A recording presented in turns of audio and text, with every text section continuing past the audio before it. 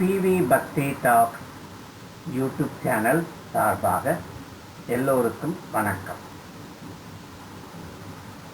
காஞ்சிபுரத்தில் இருக்கக்கூடிய சங்கர மடத்திற்கு ஒரு அரசை சார்ந்த ஊழியர் அவர் மகாசுவாமி பார்த்துட்டு கொஞ்சம் ஆசி பெறணும் வந்தார்.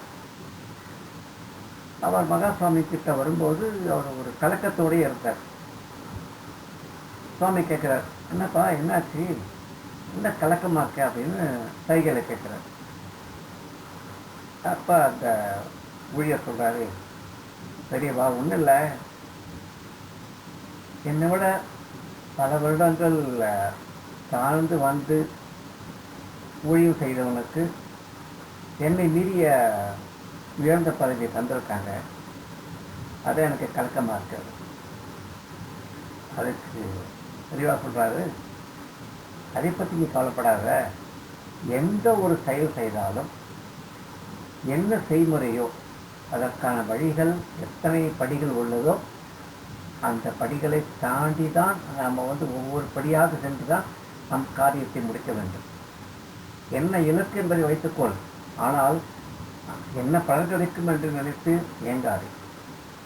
ஏனென்றால் நியமப்படி செய்யக்கூடிய எந்த ஒரு செயலும் இன்று பலன் தராது போல் இருந்தாலும், அது ஒரு காணல் நீர் போல் இருந்தாலும், அதற்கான முறை வரும்போது நிச்சயமாக உனக்கு நீ உழைத்த உழைப்பிற்கு உண்டான பலன் கிடைக்கத்தான் முடியும்.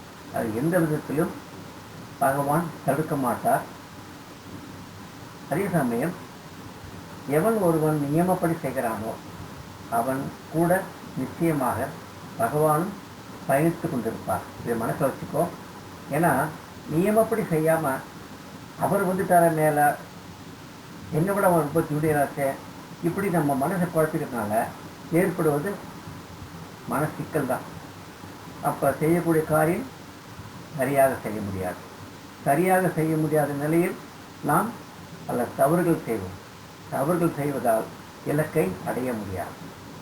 அதனால் எந்த ஒரு காரியம் செய்தாலும் அதுக்கு உண்டான வழிமுறைகளை ஒவ்வொன்றாக செய்து முடித்து கொண்டு வா.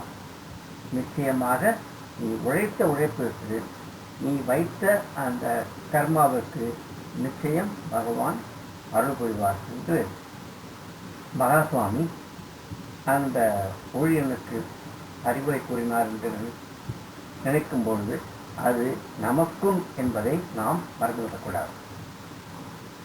ஜெய ஜெய சங்கர, ஹரஹர சங்கர.